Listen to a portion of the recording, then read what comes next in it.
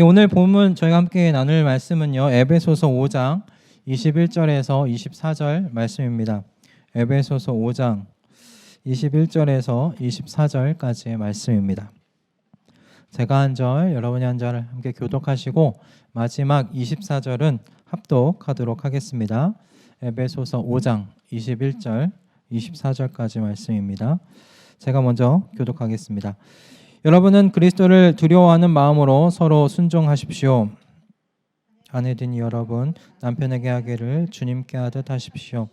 그리스도께서 교회의 머리가 되심과 같이 남편은 아내의 머리가 됩니다. 바로 그리스도께서는 몸의 구주이십니다. 교회가 그리스도께 순종하듯이 아내도 모든 일에 남편에게 순종해야 합니다. 아멘. 오늘 5월 저희 가정의 달을 맞이해서 셋째 주는 저희가 아내 주일로 드립니다. 특별히 그래서 오늘 이 말씀을 가지고 아내의 남편 사랑이라는 또 제목으로 함께 주님께서 주신 말씀의 은혜를 좀 나누기를 원하는데요. 오늘은 그 설교를 시작하기 전에 한 가지 질문으로 좀 말씀을 나누고자 하는데요. 여러분은 그 부부 관계의 가장 기본이 뭐라고 생각하십니까? 부부관계의 가장 기본이 되는 게 무엇이라고 여러분 생각하십니까? 없습니까? 다 있는데 지금 말씀 못 하시는 거죠? 좀 이렇게 찾아봤더니 대부분 신뢰라고 이렇게 하더라고요. 저만 신뢰라고 생각하나 싶어서 열심히 한번 검색을 해봤습니다. 그랬더니 부부관계의 가장 대부분은 기초가 되는 것, 기본이 되는 것이 서로 간의 신뢰다. 남편과 아내 간의 신뢰다라고 대부분은 그렇게 이야기를 하더라고요. 저도 오늘 이 본문을 묵상하기 전까지 남편과 아내 이 부부의 가장 그 관계의 기초가 되는 것이 신뢰라고 생각을 했습니다. 그런데 오늘 이 본문의 말씀, 성경을 묵상하면서 이 성경이 말씀이 부부 관계의 가장 기본을 신뢰라고 말하지 않는구나 알게 되었습니다. 깨닫게 되었어요. 여러분, 오늘 성경은 무엇이라고 말하냐면 부부 관계의 가장 기초가 되는 것, 기본은 그리스도를 두려워하는 마음이다라고 그렇게 이야기합니다. 부부 간의 가장 기본이 되는 그 관계를 갖게 하는 가장 기본이 서로 간의 신뢰가 아니라 각자가 가지고 있는 하나님을 향한 두려워하는 마음, 하나님을 향한 경외심이라고 가르치고 있습니다. 오늘 본문은 그리스도께 속하여서 이제 빛의 자녀가 된 사람들이 그럼 어떻게 살아야 하는가? 빛의 자녀들은 그럼 어떻게 살아야 하는가에 대한 질문에 대한 첫 번째 답변으로 남편과 그러면 아내로서 어떻게 살 것인지에 대한 답변을 시작하는 그 첫 내용입니다. 빛의 자녀로서 남편과 아내가 되어 살아가는 성도들에게 성경은 그리스도를 두려워하는 마음으로 서로 순종하라고 오늘 본문에 명령하고 있습니다. 빛의 자녀가 된 남편, 빛의 자녀로서의 아내, 그 남편과 아내가 어떻게 관계를 맺을 건가? 여호와를, 그리스도를 두려워하는 마음으로 서로에게 순종하십시오. 그렇게 이야기를 하고 있습니다. 여기 두려워하는 마음을 영어로는 찾아보면 숭배라는 단어를 쓰기도 하고 두려움이라는 단어로 번역하기도 합니다. 근데 우리 또 한글말로는 다른 말로 경외심, 경외라고 번역하기도 하지요. 이 말씀 묵상하면서 남편과 아내의 관계의 기본을 성경이 하나님을 향한 두려워하는 마음, 경외심이라고 이야기하는구나를 알게 됐을 때, 깨달았을 때 저게 잠언 1장 7절의 말씀이 생각이 났어요. 잠언 1장 7절 말씀, 유명한 말씀이죠. 다들 들으면 아실 말씀인데, 주님을 경외하는 것이 뭐의 근본이라고요? 지식의 근본이라고 이야기합니다. 주님을 경외하는 것이 지식의 근본이거늘 어리석은 사람은 지혜와 훈계를 멸시한다라는 것이 잠언서 1장 7절의 말씀이에요. 저는 오늘 이 말씀 묵상하면서 주님을 경외하는 것이, 저는 지식의 근본이라고 하셨던 이 잠언의 1장 7절 말씀에 이 지식이 뭔가 깨달아서 아는 지식, 배워서 아는 지식에 좀 국한된다라고 제가 생각하고 있었구나를 알게 됐어요. 근데 여기서 이야기하는 이 지식이 에베소서 5장 오늘 21절의 말씀을 함께 보면서 주님을 경외하는 것이 배워서 알아가는 것뿐만 아니라, 그런 지식을 포함하는 것뿐만 아니라 사람과 사람 사이의 이 관계와 같이 경험해서 알아가는 지식까지 다 포함하는구나를 알게 되었어요. 여러분, 부부관계도 살아가면서 서로에 대한 새로운 지식을 쌓아가는 과정 아닙니까? 여러분의 남편에 대하여 다 아신다고 자신할 수 있으십니까? 며칠 전에 저희 아내가 저에게 이야기하더라고요. 이런 모습도 있었네? 라고도 이야기를 하더라고요.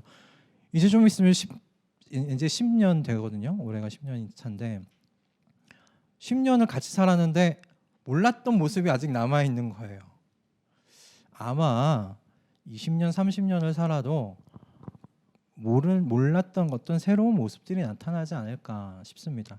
저는 그런 의미에서 부부 관계라는 것이 서로 살아가면서 서로에 대한 지식을 쌓아가는 과정이라고도 말할 수 있겠구나 싶었어요. 함께 살아가면서 서로를 향한 지식을 바르게 쌓아가기 위해서 하나님을 두려워하는 마음이 이 관계의 기초가 되어야 가능하겠다는 생각이 들었습니다. 하나님을 두려워하는 마음이 없으면 우리는 멀리 가지 않고 저를 보았을 때도 저는 하나님을 두려워하는 그 마음이 이 마음 가운데서 뭔가 옅어지고 하나님을 경외하는 마음이 이 마음에서 사라져 갈 때, 약해져 갈 때 제가 먼저 제 아내에게 내 마음이 시키는 대로 표현하고 말하게 되더라고요. 일단 제가 먼저가 되더라고요. 제 몸이 피곤하면 귀찮아요. 제 몸이 힘들면 먼저 짜증이 나오게 되더라고요. 그렇게 내 마음이 시키는 대로 표현하면 어떤 일이 벌어지는가? 서로에 대한 왜곡된 지식이 쌓여져 가는 것. 여러분, 그것이 자명하지 않겠습니까? 서로에 대한 잘못된 서로에 대한 잘못된 지식들이, 오해들이 쌓여간다는 생각을 했어요.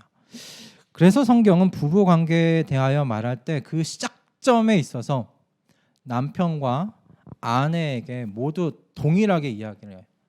그리스도를 두려워하는 마음을 가지라. 그것이 기본이다.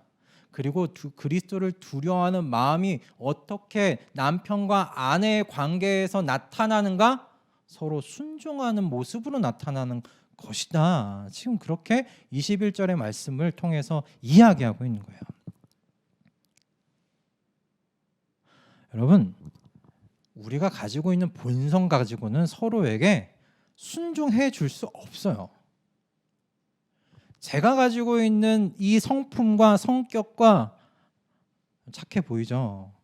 네, 두리뭉실하게 보이고 얼마나 고집이 센지 몰라요. 이 정씨가 가지고 있는 정씨 고집이라는 게 있는데 고집이 얼마나 있는지 몰라요. 이게 뭐가 좀 핀트가 나가면 아내에게 순종해 준다? 순종해 준다라는 표현도 되게 이상하죠. 쉽지 않아요. 그게 사람 본성이에요. 여러분, 서로에게 순종해 주려면 그리스도를 두려워하는 마음을 갖고 있어야 돼요. 하나님을 두려워할 줄 아는 마음을 갖고 있어야 그 마음이 서로를 향한 순종으로 표현된다라는 것을 지금 말씀하시는 거예요. 여러분, 그러면 그리스도를 두려워하는 마음이라는 게 뭘까요? 그리스도를 두려워하는 마음이라는 게 뭘까요? 경외라는 이게 뭘까요? 뭔가 무서운 것을 볼 때 가지는 그런 두려움입니까? 아니겠죠. 그건 그냥 공포예요. 무서운 걸 보고 나타나는 두려움은 공포입니다. 여기서 말하는 경외라는 표현되는 그 두려움, 그러면 이것은 뭔가 우러러 볼 만한 존재, 예? 그런 존재를 대할 때 가지게 되는 뭐 그런 감정입니까?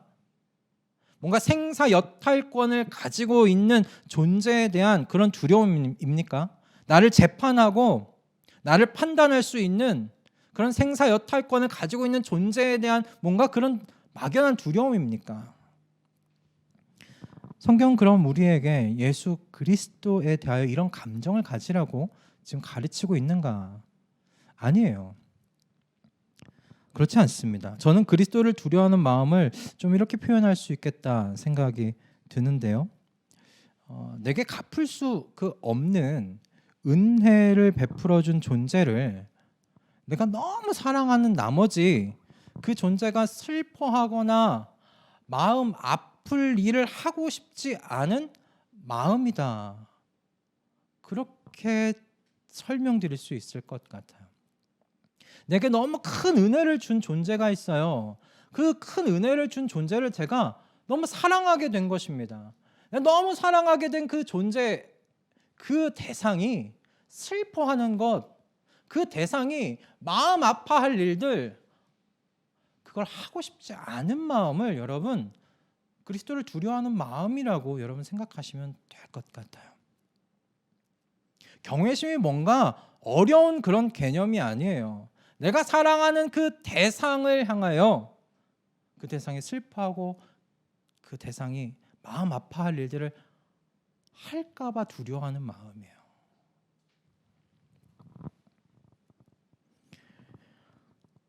하나님 아버지께서 나를 구원하신 그 그리스도께서 마음 아파하실까봐, 슬퍼하실까봐 내 남편에게 순종해 주는 거예요.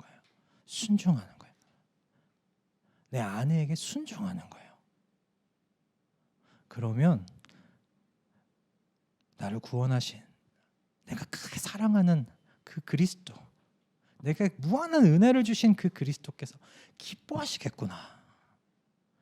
그래서 먼저 순종하는 거예요. 여러분, 남편이 사랑스러워서 순종하는 게 아닙니다. 아내가 사랑스러워서 순종하게 되는 게 아닙니다. 가장 먼저는 내가 사랑하는 그분, 내게 크신 은혜를 주신 그 하나님, 그 하나님을 기쁘시게 해드리기 위해서 그분이 그걸 즐거워하시고 좋아하셔서 그것을 명하시니까 하는 거예요. 그러니 여러분, 한 가정이 가야 하는 이 방향을 결정하는 이런 그 결정권이 누구에게 있다라고 말할 수 있을까요? 우리의 가정이 가는 방향들이 있지 않습니까? 어느 방향을 향해 나아가는데 그 방향을 결정하는 결정권이 누구에게 있을까요? 그럼 맞습니다. 하나님입니다. 결정권은 하나님에게 있어요. 가정이 나아가야 하는 방향을 남편이 결정하는 게 아니에요. 아내가 결정하는 것이 아니고 자녀 때문에 결정하는 것이 아니에요. 그리스도를 두려워하는 마음으로 서로에게 순종하라고 말씀하고 계시지 않습니까? 그렇다면 그리스도를 두려워하는 마음을 갖는다면 여러분 그 그리스도께서 그 가정에 키를 갖고 있다, 쥐고 계시다 말할 수 있지 않겠어요? 저는 오늘 본문은 좀 이와 같은 그림 속에서 좀 다루어져야 되는 본문이다 생각이 들었어요. 하나님이신 예수 그리스도께서 선장으로 계신 이 가정이라는 배에 사는 남편과 아내가 서로를 어떻게 대하면서 살아가야 하는가에 대해서 지금 이야기하고 계신 거예요. 그 배의 선장으로 계신, 우리 가정의 선장으로 계신 하나님을 두려워하는 마음을 갖고 우리가 그 배에 올라탔어요. 그리고 그 선장이신 하나님을 두려워하는 마음으로 남편을 대하고 아내를 대하라고 지금 말씀하고 있는 내용이라는 말이에요. 그래서 오늘은 먼저 이 아내주의를 맞이해서 아내의 남편 사랑에 대하여 묵상한 말씀을 좀 함께 나눠보고자 합니다. 그리스도인의 이 가정 속에서 여러분 선장으로 계신 하나님께서 사도 바울을 통해 아내에게 먼저 뭐라고 말씀하셨냐면 남편에게 하기를 주님께 하듯 하라고 말씀하고 있어요. 21절, 이 22절에 여러분 이 말씀이 오늘 핵심적인 말씀입니다.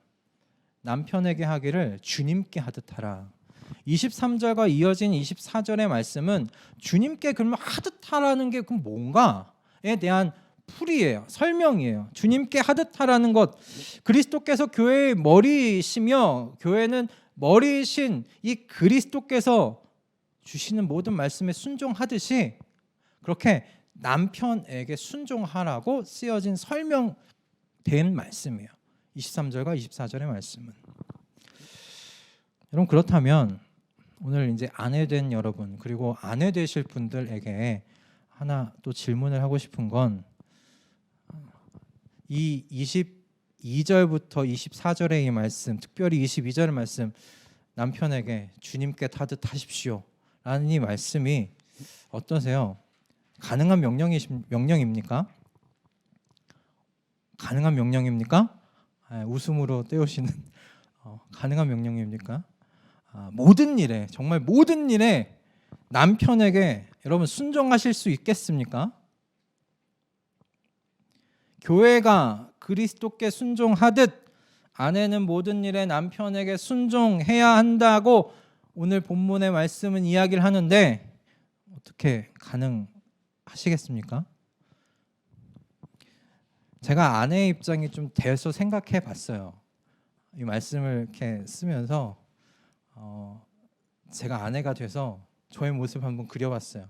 그리고 제가 하는 말에 아내가 모든 거에 순종해 줄 수 있을까? 순종할 수 있을까? 순종으로 반응할 수 있을까? 불가능하겠더라고요. 제가 저라도 제가 하는 얘기에 뭘 믿고 순종해 줄까? 따라와 줄까? 싶은 거예요. 불가능하겠는데 라는 생각이 들면서 왜 이렇게 말씀하셨을까? 이거 정말 지키라고, 행하라고 주신 말씀 맞나? 아내들을 정죄하려고 하신 말씀은 아닌가? 그런 마음이 드는 거예요. 성경은 아내들에게 불가능한 것을 명령할까? 그렇지 않아요. 그렇지 않겠죠. 여러분, 교회가 모든 일에 그리스도께 순종할 수 있는 것 자체도 사실은 불가능한 일이죠. 교회가 그리스도께 모든 말씀에 순종하는 것도 불가능한 일이에요. 일반적으로 봤을 땐. 그러나 여러분, 교회가 언제 그리스도께서 하신 모든 말씀에 순종할 수 있을까요? 교회가 어떤 상황 가운데 있을 때 이 교회는 그리스도의 모든 하신 말씀에 순종하면서 그 순종으로 반응하면서 살아갈 수 있을까? 행동할 수 있을까? 여러분, 교회가요, 하나님의 은혜 의식에 깊이 잠겨 있을 때 가능합니다. 우리 교회가 하나님께 받은 은혜가 뭔지를 깊이 깨닫고 그 은혜를 경험하고 있을 때 그 하나님께서 주신 모든 말씀에 순종으로 반응할 수가 있는 것이죠. 여러분, 이 은혜를 교회가 잊으면요, 교회도 순종하지 않아요. 하나님의 말씀대로 살지 않아요. 세상 방식대로 결정하고 살아요. 세상과 뭐가 달라? 라고 말할 그런 모습을 보여줘요. 세상 회사와 똑같은 그런 모습으로 교회가 조직되고 교회가 움직이는 것을 보게 돼요. 은혜에서 멀어졌을 때. 그러나 몸이 죽는 것과 동시에 나의 영혼도 영원한 그 죽음을 맞이할 수밖에 없었는데, 이 나의 죗값을 대신해서 죽으신 예수 그리스도, 그 하나님의 아들의 여러분 그 은혜를 기억할 때, 새로운 몸으로 새로운 영원한 삶을 우리에게 주셨음을 여러분 우리가 기억할 때, 그 은혜를 주신 그 예수님을 사랑하게 될 때 그리스도에게 순종하는 일은 가벼운 일이 되죠. 더 이상 무겁지 않아요. 우리가 교회로서 예수님께서 주신 말씀에 순종하는 게 버겁고 무겁다면 우리가 은혜 의식에서 조금씩 멀어지고 있는 거예요. 그리스도를 덜 사랑하고 있는 거예요. 여러분 좀 상상해 보세요. 여러분이 여러분 결혼하신 남편분과의 그래도 사랑하고 연애했던 시절이 있지 않습니까? 그죠? 그때를 한번 떠올려 보세요. 남편과 저는 아내와 사랑해서 만나는 그 과정 속에서 아내를 위해서 뭔가를 준비하고 남편을 위해서 뭔가를 준비하고 선물을 사든지 뭔가 여러분의 시간을 내든지 그게 그때 어려웠습니까? 그게 죽기보다 싫었습니까? 그게 무거운 짐이었습니까? 제 기억엔 되게 즐거운 일이었거든요. 그때 하나 지켜주지 못한 게 있어요. 살 빼는 일은 어렵더라고요. 몇 킬로까지 빼라고 그랬는데 그건 어려웠는데 나머지는 어떻게든 맞춰보려고 했었어요. 근데 그게 어려운 일이 아니었어요. 짐이 아니었어요. 여러분, 그러므로 주님께 하던 남편에게 하라는 이 명령은 여러분 다른 말로 이렇게 바꿔서 표현할 수 있어요. 남편 사랑해라는 거예요. 남편을 사랑해라. 주님을 향한 교회의 모든 이 순종하는 에너지는 어디서 오냐면 사랑에서 와요. 사랑에서. 그리스도를 더 사랑하니까, 내게 이런 은혜를 주신 이 하나님을 사랑하니까 순종하게 되는 거예요. 순종이 어려운 일이 아니게 되는 거예요. 가벼운 짐이 되는 거예요. 그렇게 봤을 때 여기에는 사실 한 가지 사이클이 하나 있어요. 보여지는 사이클이 있어요. 여러분, 교회인 우리가 하나님께 순종하게 되는 건 우리가 먼저 큰 은혜를 받잖아요. 그죠? 큰 은혜를 우리가 먼저 입어서 그 은혜에 대한 반응이 그분을 향한 사랑으로 나타나는 거예요. 그리고 그 사랑이 표현되는 게 순종이지요. 그렇다면 이 은혜를 베푸신 주님과의 이 관계를, 이 남편과의 관계 속에서 우리가 대입해 보면 아내의 남편 사랑에는 이 사랑이 불타오를 만한 불쏘시개가 좀 필요해요. 불이 계속 지펴질 수 있는 불쏘시개가 필요해요. 주님을 향한 사랑이 피어나는 데는 무한하게 우리에게 주님께서 매일같이 주시는 은혜의 공급, 그 은혜의 공급이 계속 있으니까 이 불이 꺼지지 않고 계속 타오르는 거예요. 주님을 향한 사랑이. 이 불쏘시개를 주님께서 계속 공급해 주시는 것이죠. 마찬가지로 이런 불쏘시개가 없다면 남편을 사랑하라는 이 말씀도 사실은 의미가 없는 것에 불과할 거예요. 그래서 남편이 아내에 대한 사랑에 대하여는 다음 주에 우리 박정준 목사님께서 계속 여인들에게 아내들에게 공급해 주는 이 은혜, 남편의 그 사랑에 대해서는 다음 주 우리 박정준 목사님께서 전해 주실 겁니다. 아무튼 오늘 이 본문의 말씀은 그래서 말씀하신 건 남편을 사랑하라고 이야기를 하면서 이 본문이 그래서 이야기하는 건 여러분 남편 자체를 바라보지 마세요. 남편을 바라봐야 사랑할 구석이 하나도 없어요. 가끔 살면 살수록 미워할 구석만 더 발견되지 사랑할 만한 구석이 많이 발견되지 않아요. 여러분, 남편 바라보지 마시고 하나님을 바라보십시오. 은혜를 베푸신 하나님을 바라보셔야 합니다. 오늘 말씀은 남편에게 하기를 주님께 하듯 하라고 말씀하시는데, 주님께 하는 것이 무엇인지를 사실 모르는 아내들에게 이 말씀을 순종할 수는 없어요. 주님을 사랑하여 주님의 말씀에 순종해 보지 않은 분들에게는 이 말이 무엇인가 싶을 수밖에 없지만, 주님께 하듯 하려면 일단은 모든 순간 주님을 생각해 보아야 해요. 주님의 은혜를 떠올려 보아야 돼요. 주님에 대한 여러분 사랑을 생각하지 않을 수 없어요. 아내된 여러분에게 십자가의 그 은혜를 베푸신 여러분 그 주님을 통해서 남편을 바라보실 수 있기를 바랍니다. 주님을 통해서 남편을 바라봐 보시기를 바랍니다. 그러지 않고 이 말씀대로 남편을 사랑하여 주님께 하듯 남편에게 순종할 수가 없습니다. 저는 세상 사람들이 말하는 대로 나중에 뭘 사랑해서 살아, 정 때문에 살지, 정 때문에 살지, 아이들 시집장가 다 보내고 나면 이젠 내 인생 살 거야, 남편 아내 상관없이 난 그냥 그땐 내 인생 살 거야. 전 그런 말들 따라가지 않았으면 합니다. 그런 삶의 모습은요, 오늘 이 본문에서 가르치는 그리스도인의 가정의 모습이 아니에요. 하나님께서 그리스도인의 가정에 주신 모습은 주님께서 선장이 되시는 그 배에 함께 타고 영원히 가는 남편과 아내의 그런 모습이에요.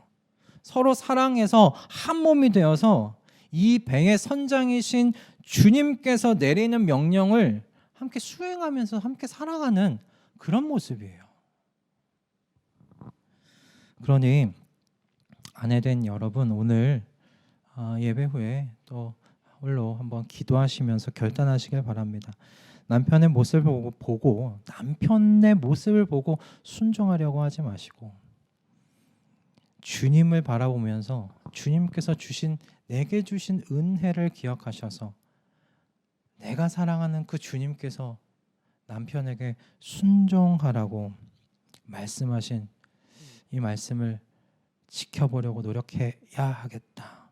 그렇게 결단하며 기도해 나아가는 우리 아내분들 다 되실 수 있기를 주님의 이름으로 축복합니다. 오늘 이 말씀을 한 번 더 묵상하면서 하나님께서 아내들에게 주님께 하듯 남편에게 순종하라는 이 말씀을 하신데 정말 중요한 또 다른 이유가 있음을 좀 알게 되었어요. 이 말씀을 묵상하면서 제가 그동안 잘못 생각하고 있었다는 것을 또 하나 알게 된 것이, 여러분은 가정 안에 질서를 세우는 몫이 누구의 것이라고 여러분 생각하십니까? 가정 안에 질서를 세워가는 것, 그 누구 하는 거라고 생각하십니까? 남편과 아내가 같이 하는 것이라고 생각하십니까? 아니면 남편이 하는 거라고 생각하십니까? 유교 문화권 안에서 자라나서 그런지 모르겠지만 또 제가 조금 보수적이어서 그런지 모르겠는데 그 남편이 하는 거라고 저는 생각을 했어요.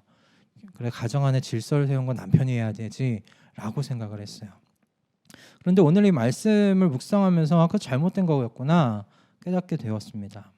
하나님께서 가정의 질서를 세워나가는 여러분 키를 아내들에게 주었어요.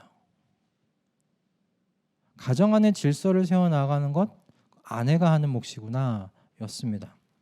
여러분, 하나님께서 무질서의 하나님이 아니십니다. 가정이라는 이 배 안에 선장이신 하나님께서 이 배 안에 질서를 세우세요. 하나님께서 남편에게 권위를 주시고 아내는 무조건 따르라고 명령하지 않으셨어요. 너 남편 따라야지. 남편이 하는 얘기 무조건 너가 그 권위에 순종해야지. 지금 그렇게 말씀하시는 게 아니에요. 아내들에게 주님께 하던 모든 일에 남편에게 순종하라고 말씀하시는데 이 말씀은 똑같은 말씀이 아니라 순종의 여부를 지금 아내에게 지금 넘기신 거예요. 하나님께서 아내들에게 이렇게 이야기를 하고 계시는 거예요. 나는 내가 남편을 대할 때 나한테 해주는 것처럼 나한테 하는 것처럼 해주기를 바란다. 나를 사랑하여 내가 하는 모든 명령에 순종하는 것과 같이 부족하고 이해되지 않는 모습들이 있는 내 남편이라고 하더라도 사랑으로 순종하면서 가정 안에 영적 질서를 세워나가기를 바란다. 이 말씀이구나 생각하게 되었습니다. 저는 아내들에게 하나님께서 남편에게 주님께 하듯 순종하라고 말씀하신 이유가 이 영적 저주의 끈을 끊어버리게 하심이 위함이 아닌가 싶었습니다. 창세기 여러분 3장 16절의 말씀을 보면 죄가 들어온 이후에 이 남성과 여성과 이 창피조세계에 어떻게 하나님의 저주가 임했는지가 나오는데 그 중에 여성에게 임한 저주가 무엇입니까? 아이를 낳을 때 고통을 당하게 된다는 것과 또 하나는 남편을 다스리고 싶어 하는데 남편이 너를 지배할 것이다 라고 말씀되어 있는 것을 보게 됩니다. 즉 이 말씀을 따르면 가정은요 이제 죄가 들어온 다음엔 무질서한 곳이 됩니다. 아내도 남편을 지배하려고 하고, 그런데 실제로는 남편이 아내를 다스립니다. 갈등이 생길 수밖에 없는 구조예요. 질서가 세워질 수 없는 구조예요.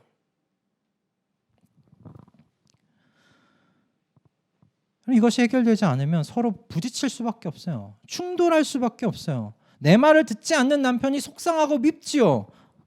그런데 또 남편은 남편대로 매번 자신의 의견에 딴지를 걸고 충돌하는 아내가 불편합니다. 이러면 어떻게 한 가정 속에 같이 살 수 있겠어요? 불구덩이 속에서 사는 것과 다르지 않겠구나 싶습니다.